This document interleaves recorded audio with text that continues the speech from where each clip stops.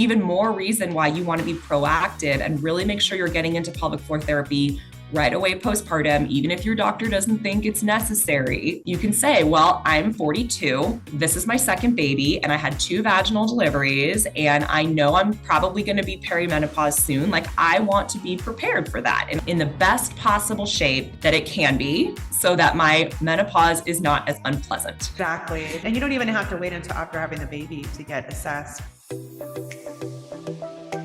Hello, everyone. Welcome back to Dr. Lowe's show. I'm looking forward to this topic. This is someone who I actually so I'm involved in MomCo, which is like a mom's group for moms with kids 5 and under. And I'm obsessed with it. It's been a game changer for me, just getting community as a mom. And there are different speakers who come and talk, and they always hand select people who are just a really good fit to talk to moms. And so we had Dr. Sheri as a guest, and she spoke to us all about pelvic floor, women's health. She's a physical therapist. So we were able to learn a lot. And as soon as I was listening to her, I was like, yep, she's going to come on the show. As you guys listening, I don't know if you know, but I am currently pregnant. I'm about 4 months. I like to say months because I feel like weeks are annoying for people who don't know what that is. So I'm about 4 months pregnant. And I was starting to feel like, you know what? I think I have some issues that didn't fully get resolved after having my son 5 years ago. And you know how life is. It's just easy to let time, just passes by and we're just busy doing stuff. And sometimes your pelvic floor is not a priority, or at least you don't think it is. So listening to it, I was like, okay, I think I have some things going on. So selfishly, I wanted to get her on the show to pick her brain for myself, but I'm sure everyone listening, they'll get something out of it. And so anyway, to introduce my guest, it's Dr. Sheri, is it DeSchaaf? Am I saying that right? Yes. Okay, awesome. She's a physical therapist, a doctor of physical therapy, women's health expert. She's on a mission to empower mothers to thrive during pregnancy and far beyond. She's the founder of SheFit Physical Therapy, which I had the honor of going to as a patient and having, my own exam in my first trimester. So I'm going to be seeing her soon to do the pelvic floor specifically. So I'll give you guys an update on that. And she and her team help clients connect with their bodies from the inner core out, giving them the tools to overcome all the mom problems and achieve optimal health and fitness even after babies. So she's a native of San Diego, and after completing her doctorate of physical therapy in 2011, she started her own career in orthopedics and sports medicine. I'm going to have her tell us more about all that. In 2014, she founded SheFit Physical Therapy, which, by the way, is so well run. I'm very impressed with just thank you. You can just tell you've done a ton of work as a business owner, as a clinic owner, I appreciate all the little things. So, if you guys Google it, tons of amazing reviews, and obviously you're helping a lot of women with all these different issues. So I will let you take it away. And you have 3 kids as well. So you are doing this while raising 3 spirited young children, as you write. And you also have 2 locations. So you are juggling things. And what I love, though, is on your autoresponder email, you're like, I'll get back to you as soon as I can. But you can tell, like, you're focusing on priorities. I love how right before you started recording, I'm like, you should have your own podcast. And you're like, nope, I'm going to stick with what's going well and, focus on priorities. So I love that. So many things that could go down all these rabbit holes. But I will let you tell us a little bit about you, and then we'll jump into this topic. Yeah, that was a pretty thorough introduction. So I've been a physical therapist since 2011. I got my license, and I was in outpatient orthopedics for the first few years. I did my time in a skilled nursing facility, as many of us do, for the first 6 months or so, pretty quickly. And people always ask me, how did you know you wanted to go into pelvic floor? I don't know how that happened. I think some of my friends, I was older when I graduated PT school, so some of my friends were starting to have babies, and we had gotten a mini little tiny section on it in PT school. You really don't get much on the pelvic floor or pregnancy in general physical therapy education. So something had triggered, like, wow, I'm really interested in helping pregnant and postpartum women. Like, this pelvic floor stuff sounds kind of cool. So I started taking the coursework, I think that first or second year out of school. And I always tell other physical therapists who are thinking about doing pelvic floor, you will know after the first full-fledged pelvic floor course if this is for you Right. because that first course, it's like all about pee and poo and vagina and everything you are going to test on a patient, we are going to practice on each other. So you're in a big room with 30 people, everybody's half naked, people are poking around, and if that is not your thing, you don't want to be a pelvic floor therapist. Like, you're not going to be comfortable, because almost every course after that is going to be the same deal. So you need to, and I've always been a very modest person. I'm like the girl in middle school who would go in the bathrooms to change. Like, I didn't want anyone to see me. And then now, like, this is what I opposite. I'm like, whatever. Wow. Yeah. So it has taken you out of your comfort zone. It has, but now it is my comfort zone 100%. And I think, for a lot of women, I like to create a balance here of, you can talk about anything because nothing is TMI. Everything's on the table. We're here to help with anything that is going on with you. At the same time, like, yes, I will leave the room so that you can put your gown on. And yes, you will be fully covered with a cloth gown, like not a little paper napkin, like I got at the OB. So we try to keep that sense of, like, you have privacy and you have the right to that, and a sense of respect when people are in the clinic. So thanks for the kind words, by the way. I think as women, we always feel like we're not doing well enough at certain things. I know, we could be so hard on ourselves, but that shows that you really care and you want it to be like an amazing experience for people. And I felt that, like, a sense of respect. I was very comfortable. So so let's jump into this topic, pelvic floor health. I think starting with some basics. I think when people think of pelvic floor, they just think of something that you hear about if you go to a yoga class, and maybe that's about stopping your pee, or maybe Kegels. I think the average woman, that's kind of the extent of it. So why don't you school us on it? Yeah. So along those lines, I'm in the San Diego moms Facebook groups, and somebody came up into one the other day talking about they had an issue. It was an issue with pain, and she had gone to the OB, and the OB had said, just do pelvic floor exercises. And she was like, for her particular symptoms, she's like, I don't think that that's going to help me. But, what should I do? What should I see? And so I was, chiming in like, well, from a pelvic floor PT's perspective, yes, you probably should go see one. But pelvic floor exercises is probably not what we would have you do, especially if you're talking about Kegels. So I get on tangents here and I get off track. So it makes it relevant. I love it.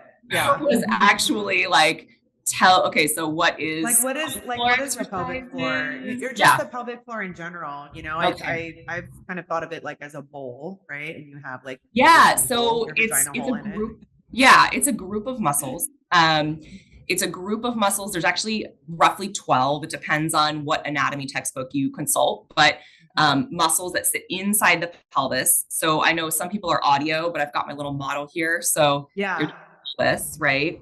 If you hold it in front of you, it won't get blurry. So there we go. So pelvis, right? From the bottom up, you can see there's all these muscles that stretch different directions. And then also from the top down, if I take out my uterus and my bladder, right? And if I take out my rectum here, then you have this group of muscles from the top down. And they go in different directions, right? Oh, I lost my focus. Yeah, if you just put it in front of you. Gives you an idea. And if we look at it from the side, right, they go at kind of an angle, but they have a couple of different functions. And anatomically, these muscles, they have a squeezing function, which that's kind of what we think of when we think of, I'm going to close the urethra, I'm going to close the anus, like to stop leakage of any kind. So they have this squeeze function, but they also have a lifting motion. So if you think of like, they sit at roughly that kind of 45-degree angle. And when they lift forward and up. And that motion also really helps to support the bladder.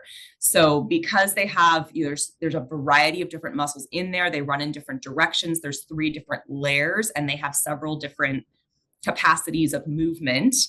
When people think of just doing Kegels, oftentimes, they've actually done studies, about 44% of people, when they are told to Kegel, and then it's described verbally by a nurse or whatnot, they don't end up doing it correctly. So they're squeezing something that is not the pelvic floor, they're missing the pelvic floor, or they might be getting the pelvic floor, but they're also getting a lot of other things that might be messing with the outcome that they want, which is usually stopping a leak, right? So, those muscles, they sit at the bottom of your trunk and they don't operate in isolation. So this is the first thing we teach our clients. Your pelvic floor is not just a muscle that functions by itself to stop your pee. Like, it's part of a system, and it's part of your core system. So your core system, which includes your abdominals, your pelvic floor, your diaphragm, and some muscles in your spine. That's like your deep core. It's these 4 muscle groups that are anticipatory. They turn on before any movement that you make. They also help to control your intra-abdominal pressure, which is the amount of pressure that is contained inside of your trunk, inside of your abdomen. So your pelvic floor is working in conjunction all the time with these other muscles. It does not function in isolation. So when you're trying to train the pelvic floor to do something, whatever that thing might be, you have to train it in conjunction with the other muscles. You can't just expect to squeeze, and that's going to be, so don't get me wrong. For some people, just doing pelvic floor contractions, if you're doing them well, is going to vastly help your problem. It depends on what is going on. But to put that second layer on there, there's a lot of people where that's not going to fix your problem, because you need to add in all of these other components to the core system. And a big one is pressure, right? Because leakage and things like prolapse and diastasis recti, those are very much pressure related conditions. Usually the amount of pressure in your trunk, in your abdominal cavity, is overpowering what your pelvic floor is able to do in supporting your bladder and your other organs. So you might be having a leak, or you might be having bulging symptoms, or you might be having pain or some kind of discomfort because the pressure in your abdominal cavity is too much for your pelvic floor to handle, and it's not able to handle it well. Well, those other muscles, your diaphragm and your abdominals particularly, they help to control the pressure as well. So if they're creating excess pressure that your pelvic floor can't tolerate, well, we need to make sure all of those muscles are working well together to manage the pressure in a way that your pelvic floor is happy with. That's then so other types of fallout, right? Like diastasis or hernias, umbilical hernias, sports hernias, even like a lumbar spine hernia or a hiatal hernia. Hernias are always pressure related problems, right? You have pressure in the abdominal cavity that is going to push out somewhere, and it's going to push out at your weakest link. So if your weakest link is your abdominal wall because you have a diastasis or you have a hernia, like that's where you're going to get your symptoms. If your weakest link is your pelvic floor, that's where you're going to get your symptoms. If your weakest link is your spine, which it is more for people like men who haven't had babies, who have more male anatomy, right? Then they're more likely to get like a disc herniation, right? Things like that. So the things that happen around the trunk have a lot to do with pressure. So it's huge when you go to pelvic floor therapy that your therapist is talking about that, and talking about how does your pelvic floor interact with your diaphragm, your abdominals, your spine, your other muscles, not just, okay, let's do some squeezing exercises and send you on your merry way. Yeah, right. That makes so much sense. So for the ladies listening, mostly ladies, I'm sure. I know men obviously have a pelvic floor too, but this is who we're mainly talking to. What would be some things that would make them go, oh, I think this is an issue for me? Like, peeing when they sneeze, like, Yep. Yeah. So the big one that most people are going to find out about pelvic physical therapy is incontinence, right? Which is leakage of anything. It can be leakage of urine, or it can be leakage of stool. Those are the top 2 types, but there's also flatulence, right? Leakage of gas. So that's kind of the cardinal thing that most physicians know to refer, like they'll refer you for that. Or you'll find on the internet, like if I'm leaking, pelvic floor therapy is probably something that I should consider. So leakage can be caused from a variety of things. So stress incontinence is when you're leaking with any sort of a physical stressor. You cough, you sneeze, you laugh, you jump, you push, you pull, you lift something heavy. Those things cause a leak. And that's very much related to what we talked about, like whatever the force is that's going through your body, your pelvic floor is not able to meet that challenge. And so you're leaking, right? The pressure's coming out the bottom. With what's called urge incontinence is a little bit different. So urge incontinence is where you have a really strong urge to go and then you just can't hold it, right? So that is different. That is a little bit more involved with your nervous system and your stress response. And it can be actually related to some pelvic floor tension and hyperactivity and abdominal like gripping. If you're holding your abs in, right, and your pelvic floor can't withstand that pressure, when your abs are tight, there's more pressure going down into your pelvic floor. So sometimes if you get stressed and your abs tighten up, but your pelvic floor is not strong enough to withstand that pressure, you might leak. Or just your pelvic floor is irritable. And so it doesn't control well when it's kind of like trying to be on all the time. Urgency without leak can also be related to pelvic floor tightness or tension or spasm. So when you feel I have to pee all the time, but then I go to the bathroom and there's nothing there, like I pee for like 2 seconds and that's urgency, right? So urgency or high frequency, those are very often related to more nervous system type things that we also address in therapy. But the pelvic floor we more often find is tight. It has some tension in that case. Now, interestingly, it can also be tight with stress incontinence, especially postpartum. If you think of that, like especially with a vaginal delivery, but also with cesarean, if you have tightness, your muscle's not very responsive. It doesn't know how to lengthen and shorten well or efficiently or quickly. So especially for something like jumping, your pelvic floor needs to be able to lengthen to absorb the shock of the jump and control your bladder and your urethra well. So if your pelvic floor is already kind of in a tightened or a shortened state, it's not going to be able to lengthen and shorten to absorb that shock very well. So it has to be able to both lengthen and shorten. So others, you asked me about red flags. Sorry, tangent again. So leakage obviously is one of them. Feelings of bulging in the vagina, of falling out, like there's something there that's just sitting there. Oftentimes that's kind of the cardinal symptom of pelvic organ prolapse, which is where the walls of the vagina are kind of sinking and settling down. They've become loose, they've become lax for a variety of reasons, most often pregnancy and vaginal delivery, but not always. It can be other things. But the walls of the vagina are kind of sinking and settling in. And so you feel that as like pressure and heaviness and something is falling out or something is there. So that's very much a pelvic floor related condition. So if you have those symptoms, oftentimes it will come along with leakage, but not always. Pain. Pain with intercourse, pain with sexual activity, pain with orgasm, inability to orgasm, difficulty with orgasm, pain with penetration, pain with bowel movements, hemorrhoids, pain with urination, anything that's pain around that perineal area is often going to have a pelvic floor component. Also, diagnoses like endometriosis, interstitial cystitis, those are like pelvic pain conditions. And anytime you have, so they live in the same house, right? So anytime you have pain and inflammation with one of those organs, your pelvic floor is generally going to respond by increasing its tension, getting a little bit tight, and that contributes to that pain cycle. So any kind of like pelvic pain or perineal pain is a red flag that you might have some pelvic floor dysfunction going on. Constipation can often be like chronic constipation can often be related to pelvic floor dysfunction. And then we haven't talked about, the up the road from that, like the diastasis recti issue, which sometimes is related to the pelvic floor and sometimes not. Sometimes it goes in conjunction with pelvic floor dysfunction. Sometimes it happens all on its own. But other symptoms for the pelvic floor, I think the other one I should mention is deep hip pain or low back or like SI joint or pubic symphysis area, like those types of pain that are kind of vague. Maybe you've done physical therapy, you do stretches, but like it doesn't quite get to it. You get like 80% better, but you can't quite get to that 100%.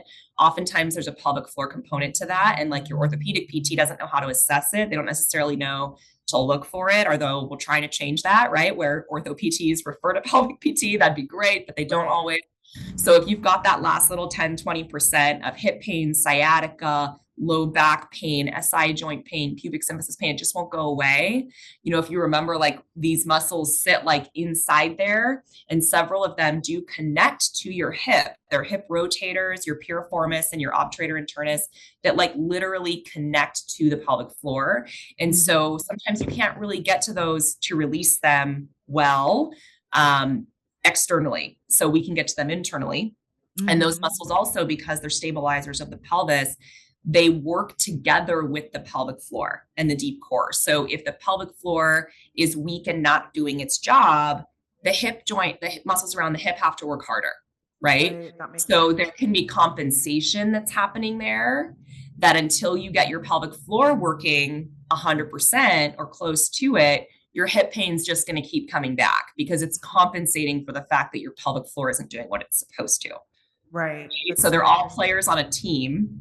If one player is not doing their job, everybody else has to pick up the slack because you're going to run that mile, right? Exactly. Or you're going to do that HIIT class anyway, because your pain isn't that bad. So it doesn't keep you from doing it. It's just like you're sore after work, So any kind of like pelvic pain that won't quite go away with the normal kinds of treatment.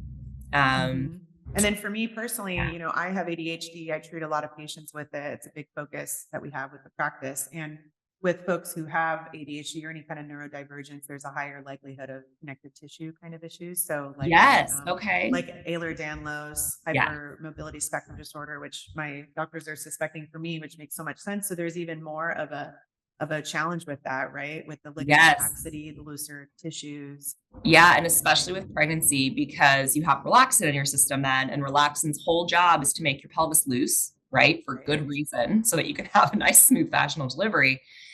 So your pelvic floor, we talked about, it has a relationship with your abdominals and your hips. It's a core muscle. Like it is one of your deepest core muscles that stabilizes your pelvis. It helps to musculoskeletal stabilize your pelvis for activity and for movement. So the more loose your pelvis is, the more strength you need in your stabilizing musculature. And the more your stabilizing musculature needs to be able to respond to different types of situations without maybe much preparation, right? So when you're pregnant in particular, if you have this really nice, loose, mobile pelvis, but you have no awareness of your pelvic floor and it doesn't have great strength, or maybe it's spasmed on one side from a prior delivery or from an injury you had in high school when you fell on your tailbone, right? Like all these different types of things that can put it not in the greatest capacity to work.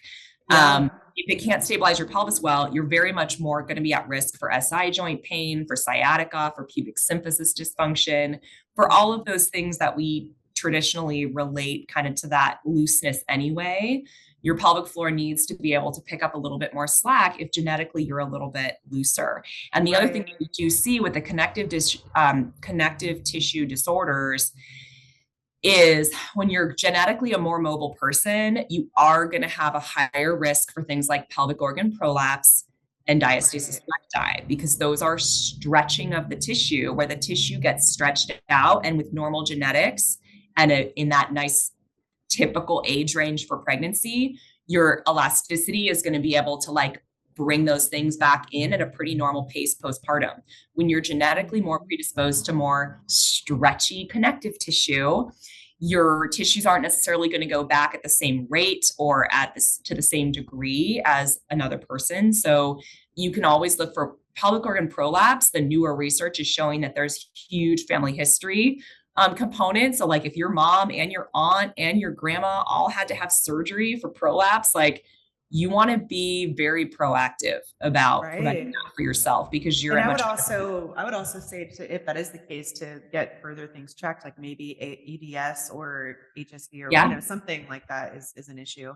And I know hormones can play a role into it as well. So as women go through menopause, perimenopause, menopause, we know that hormones play a big role with just tissue integrity, right? So if hormones are changing, and obviously things like vaginal dryness, pain with intercourse, that can go along with that too, because estrogen's a lubricator. So you talk about that with your patients, all the time. Hormones, all the time. I just did a menopause summit for pelvic floor therapists. And so I'm like, it's all very fresh in my mind, like latest recommendations for estrogen. And But no, 100%. And we were talking about, I kind of touched on that age thing. Like women are having children older now, myself included. So we have to recognize that our bodies do not tolerate stress at age 40 as well as they did at age 30, right? So your tissues don't bounce back as easily. They're not as elastic at that age. And so we have to take a little bit more care. And then you layer onto that something like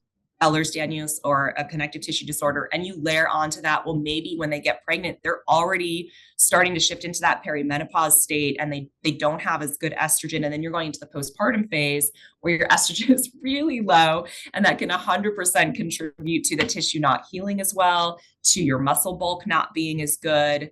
So if you're an older mom as well, like even more reason why you want to be proactive and really make sure you're getting into pelvic floor therapy right away postpartum, even if your doctor doesn't think it's necessary. Like you can say, well, I'm 42 and this is my second baby and I had 2 vaginal deliveries and I know I'm probably going to be perimenopause soon. Like I want to be prepared for that. And I want my pelvic to be in the best possible shape that it can be, so that my menopause is not as unpleasant, right? Exactly. It's so good. Yeah. And you don't even have to wait until after having the baby to get assessed, to do an exam and to start doing some things. Because even 100%. even though it was a little premature on doing like the internal exam part, I was able to get a lot of advice from you, just you assessing my just my structure, my alignment, the way that I squat or sit, like just all those things. If you are, if you do a sit up and you see the middle of it kind of doming, that's already, I'm starting to get that even more now. So we have some work to do.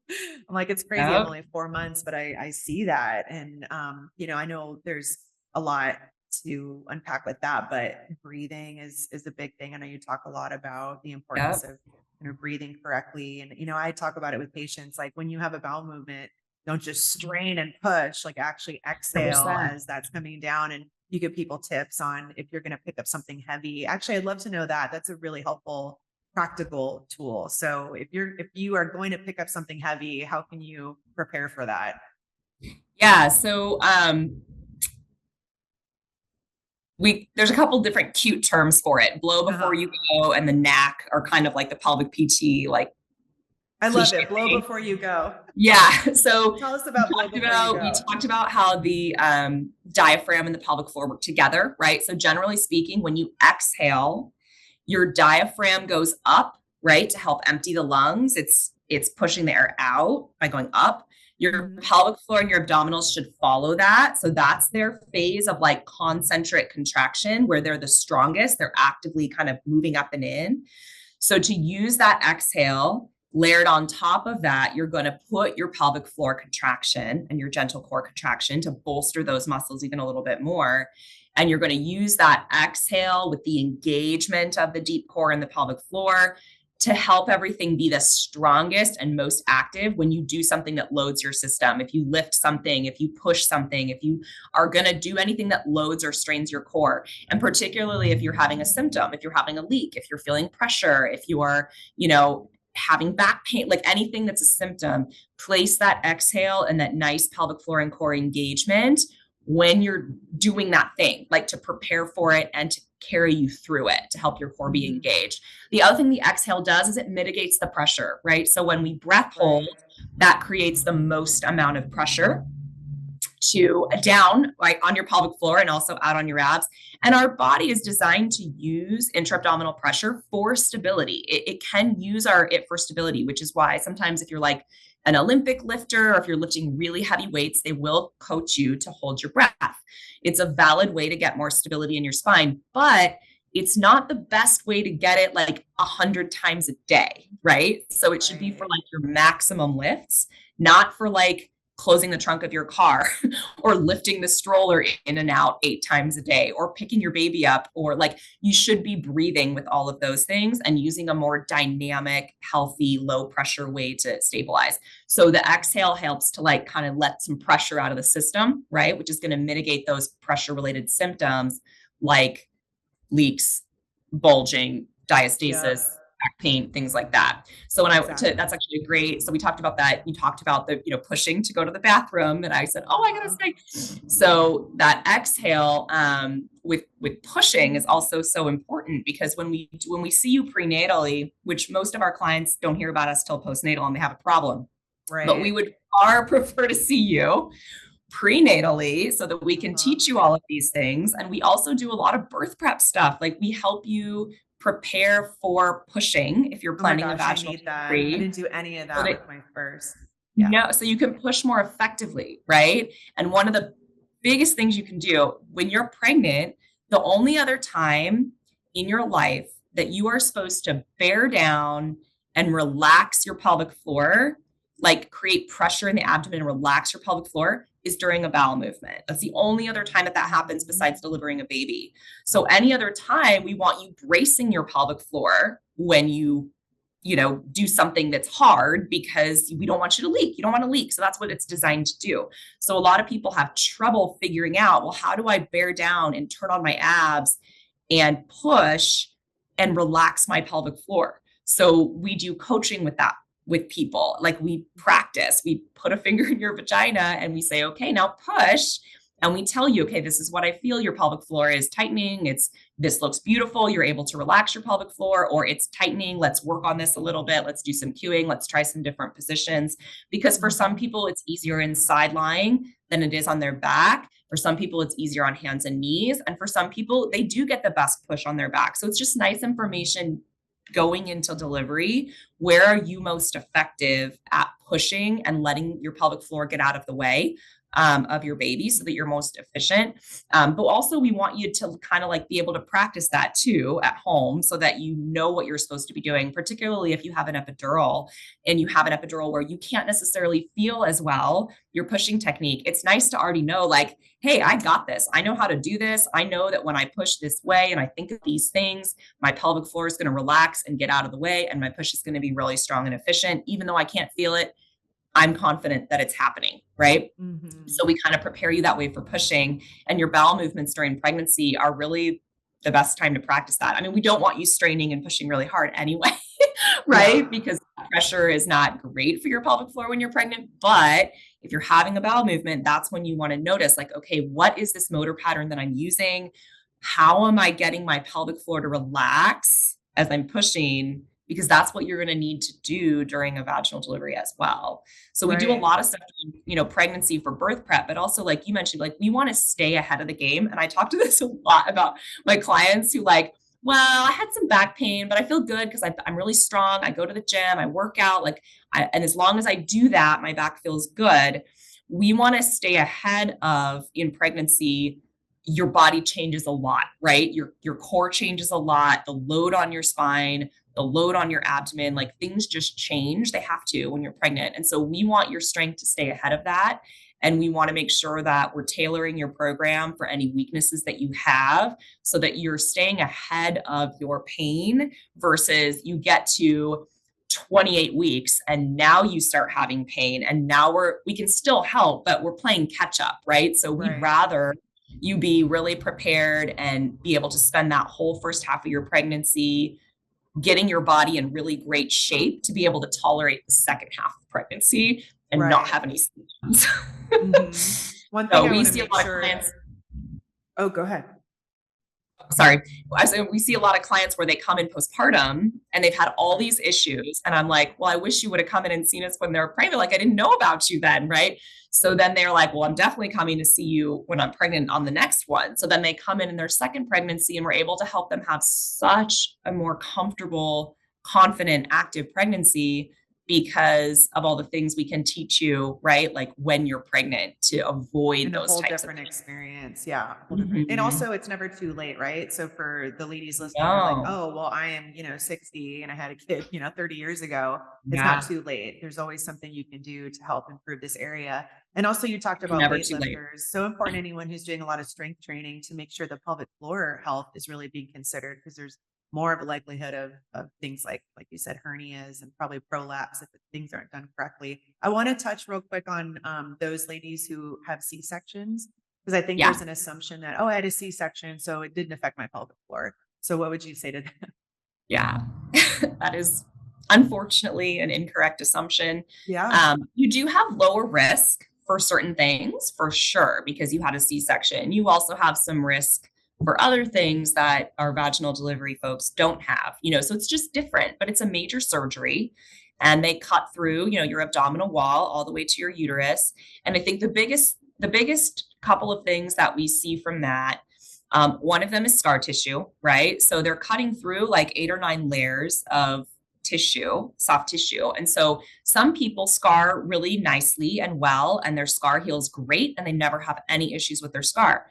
Other people, for whatever reason, genetics, the way they use it, nutrition, there can be all kinds of reasons why their scar doesn't form as nicely, but they'll end up with all this gunky scar tissue. And what you can see on the surface, that nice little line that your surgeon did a great job of stitching up and it looks pretty, that's not necessarily what it looks like on the inside, right? So your scar runs potentially through all of those layers down to where your uterus now sits after it goes back down into the pelvis.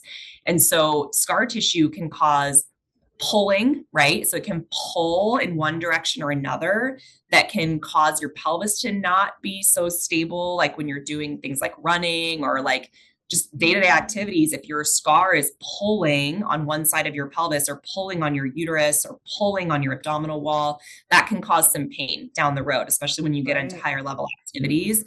It's also not the best going into another pregnancy. Like we'd like to mobilize that scar so that it can stretch better during a subsequent pregnancy. And then the second one, which I think is probably one of the most common that we see, is pelvic floor PTs, because we treat pain with intercourse, is actually very common to have pain with intercourse after C-section. And there's a couple of potential reasons for that. It's not well studied, but one of the reasons, one of the theories is you can think of it kind of like a whiplash injury, right? So when they pull the baby out, like there's this stretch that goes onto the uterus, which connects down through the vaginal walls, which connect to your pelvic floor. So you get this kind of stretch out in the quote unquote wrong direction, right? What it wasn't designed for. And then it goes back after they take the baby out. And so that can be kind of traumatic and shocking for the pelvic floor, which was not expecting that, right? And so it Yeah. just kind of goes into this tight hypertonic state. So from kind of the nervous system and musculoskeletal standpoint, that could be one reason why we see a lot of pelvic floor spasm, and that causes pain with intercourse. Because if you think about like these muscles, they surround the vagina, right? And they surround the vaginal opening. So if those Right. muscles are tight and in spasm, your vagina doesn't want to open, right? So it's like a block, right? You're like, there's just a wall there. I'll hear that from people. Like we tried and it's just like there's a wall. And my instructor in my first pelvic floor course was like, the in is shut. No one is coming in, right? Like your muscles are like, no, thank you. So there's musculoskeletal reasons why that might happen, but I think there's also so much like from a trauma response perspective, right? Because oftentimes, especially on a first delivery, your C-section wasn't like what you had planned. You're getting a C-section because something wasn't right. And that is usually traumatic for people in some way, right? There's stress, there's fear, there's anxiety involved in the getting of the C-section, and sometimes in the recovery from the C-section. So you have this stress response that happens.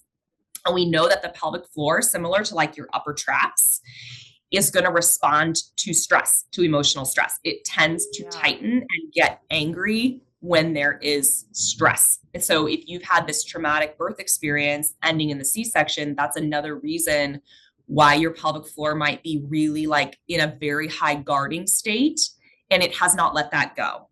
And until we teach it, like, okay, we're safe now. This is how we lengthen. This is how we're supposed to, So we do a lot of myofascial release, but also training, like you mentioned, with the breath.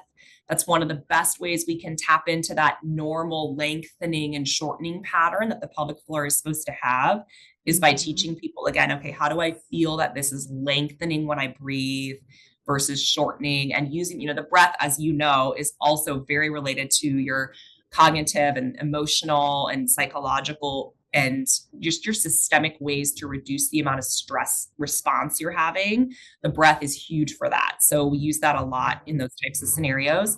I think the other thing that we hear a lot with cesarean, and it might make people happy to know, the research does not show any increased risk for diastasis recti with cesarean. That's not shown in the That's good research. to know. But I think people do have a little bit more trouble sometimes finding their abdominals, especially their deep abdominals, because those little nerve endings were cut and then there's scar tissue. A lot of people feel numbness. Most people, I think, feel numbness right around the scar, but some people, like my whole lower abdomen, I can't feel it. I can't feel what it's doing. Like it's not even part of my body, right? Wow. So doing a lot of scar mobilization, myofascial release, getting blood flow into the area and helping them reconnect their brain with their lower abdominals, with their transverse abdominis, with all of that tissue to coordinate it again is huge for getting their core strength back, whether or not there's diastasis recti present. I tell people like, okay, when they come in and that's their chief concern is I think I have diastasis. I can't feel my core. I have back pain. I see this. Okay, well, we'll see if you have diastasis. If you don't have diastasis, that doesn't mean there's nothing wrong with your core, right? Like you still might just have core dysfunction where your abdominals are not doing what they're supposed to do. Right. And so we want to still address that if that's causing issues for you, whether it's the aesthetic, like I have this belly pooch I can't get rid of, or my core just doesn't feel strong, or I feel nervous and anxious to go back to my prior exercise because I don't feel like my core is strong. We still need to work through that, even if there's no diastasis present. Right. So diastasis is like the only thing that you need to be concerned about when it comes to your core. So super helpful. I love all of that. Oh my gosh. So if we had to like try to pare it down to, because we all have 9,000 things to do every day, right? But this is an area that I think is so vital for women's health, for just how you feel day to day now, but also preventing issues in the future. So if there is like one habit that women could try to implement that could help this area, what would you? And I don't recommend everyone to self-diagnose. I think it's important, whether you're before pregnancy, during, after, or way later, to see a pelvic floor PT. I think it's as important as getting your physical, because this is a physical for your vagina. Like, let's take a look and see how that looks. So I do recommend to go and see someone, but for, being proactive and taking care of yourself on a daily, what would be like maybe one thing that women can start practicing? Oh my gosh. Can I have two? Okay. You can have two. How about one and another bonus? I want to set people up to win. Okay. So number one is breathe. Right? Just like breathe during the day. Notice if you are holding your breath and take some nice, good quality breaths. Because everyone listening just started breathing. Everyone just went good, right? A collective breath. Because it should help your pelvic floor turn on and off if you breathe. And then if you pair the pelvic floor contraction with that, even better. Like, especially if you're having symptoms, take those breaths and see, can I turn the pelvic floor on when I exhale and off when I inhale? And can I feel that happen? And if you can't feel it happen and you can't pair it and you're having any kind of symptoms, please go see a pelvic floor PT.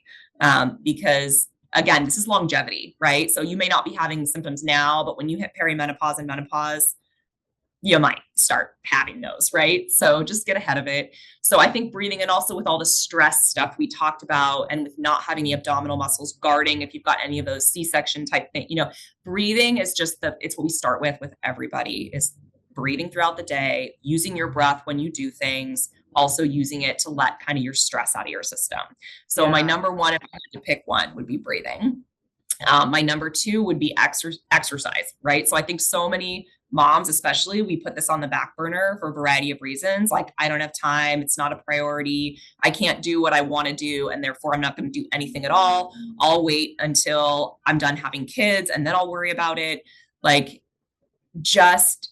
my mantra with new moms in particular is something is better than nothing. If you can fit in 15 squats while you're pushing your kid on the swing at the playground, that is better than nothing. Idea. Right? I like that. I have so many. If you go back to my Facebook and my YouTube from like when I have my last one was born 3-ish years ago, but from 9 years ago until 3 years ago, like I posted so many videos of me at the playground, like doing exercises when I was pregnant, gosh, I love pregnant, this. like figuring Yeah. out how to fit it in, right? Because just moving your body, maintaining your strength, it's going to be helpful. Like when you work out, your pelvic floor should be working too. It's a core muscle, right? Right. Now, again, that's with the caveat that if you're working out and you're leaking or you're having pain, like there's a problem there. So you need to go in and see somebody and at least get a way to start working on that on your own.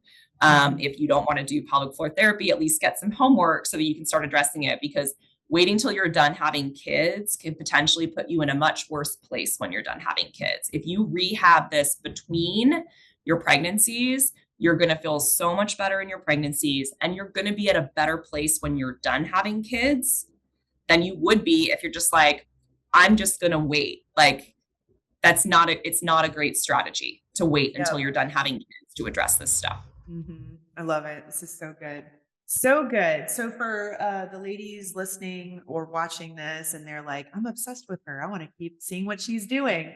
How can they, stay up with you? I mean, obviously if you're local, they can come and see you in person. You're in the Southern California, San Diego area, a couple locations, you have a whole team. Yep. Yeah, we have a Pacific maybe office and a Mission Valley office. Okay. Yeah. For people who are out of state that just can't come see you, like, is there a way for them to find a good local PT? And then how can they kind of stay up with what you're doing? Yeah. So a few things. So I have some free resources, just like downloads that people can use to kind of get started. So I have one on the bladder, on stopping leaks. I have one on like the 5 things that we see most often postpartum, like the top 5 things that people like don't talk about until you have the baby. And then it's like, oh yeah, everybody has this problem, right? So it goes through bladder stuff, it goes through prolapse, it goes through diastasis, it goes through pain, like back pain and pain with intercourse. So I've got a handout on that, which is a free download. And then I also have a whole webinar on it. So it's like 100 and something minutes of me talking through each one of those conditions, and it's free. So you can just go and watch it and it will help you. Like there's solid things that you can try to do to self-treat.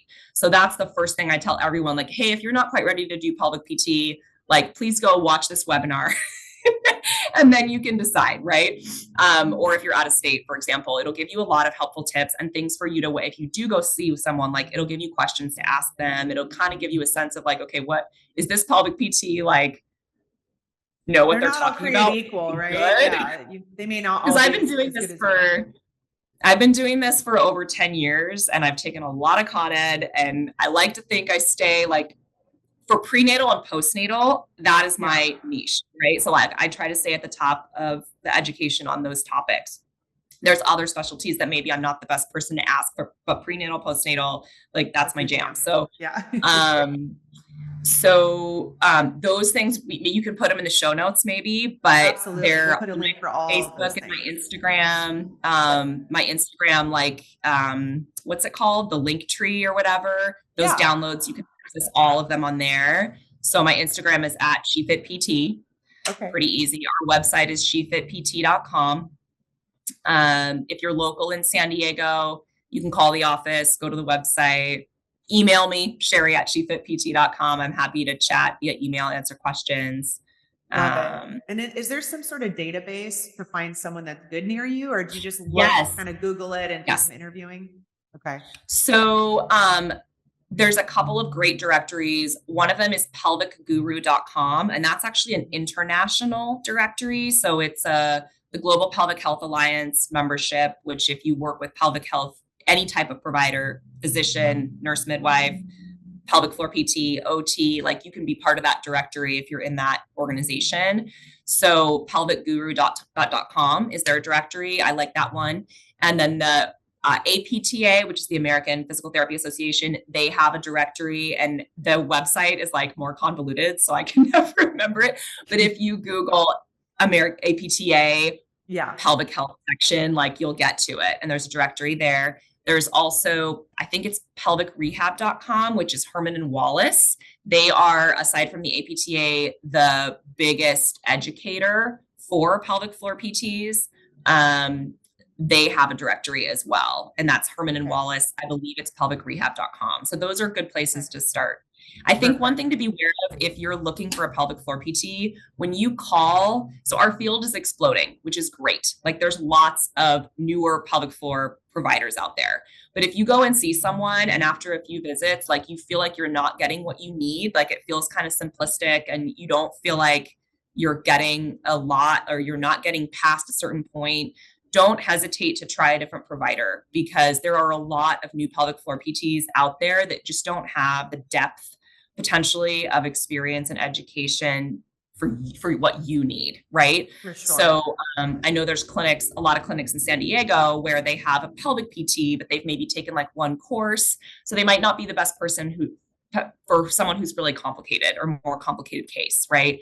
So just don't stop at like the first provider that you see. If you feel like you hit a plateau or it's not working or you don't feel like it's helping you, find somebody that has some experience in the condition that you have, right? And try another provider because they're not. It's always we're not like dating. Finding the right provider is literally like dating. And also too, don't take your OB's word for it necessarily because you may go to your OB like at the 6-week mark and they're like, oh, insert a finger. Oh, you're good.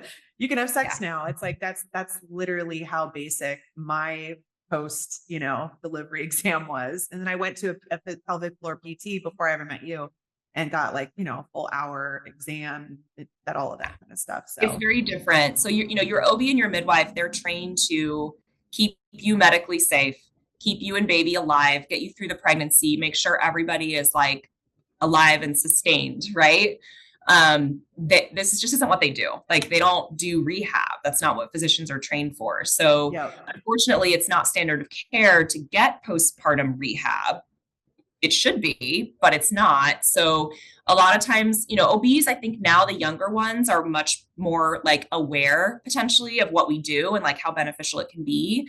But not all OBs are just aware of everything that we do. And sadly, I've had clients that have symptoms. They have pain with intercourse, they have back pain, they have hip pain, they have a history of pelvic, like that their OB is like, yeah, you probably don't really need it. And I'm like, this is exactly what we treat. Like, this is what we do. So they just aren't always aware of the scope of what we do and how we do it. So yeah, if you're having issues, if you're having red flags, like you don't need to have your provider. Almost every state, I believe now, has some sort of direct access. So in California, you can go and see a pelvic floor PT for 12 visits or 45 calendar days before we need a physician to sign off on your plan of care. So that's a lot of treatment, right? You can get pretty far in that amount of time. And then if you need that physician sign off, we can pretty much always help you find someone that will that will sign off for you and allow you to continue. So you don't usually need a referral to be seen. So good. I love it. Love it. Wow. Well, time flew because it's such a fun topic. So thank you. Thank you so much for being so generous with your time. I know you are a busy woman. You get booked out. So you're sought after and you're in demand. So really appreciate the generosity, the time. We will absolutely put all those links in the show notes so people can follow up and just continue this learning and improving their pelvic floor health. So thanks again. And we really appreciate the time. My pleasure. Thank you, Dr. Lowe. Mm-hmm.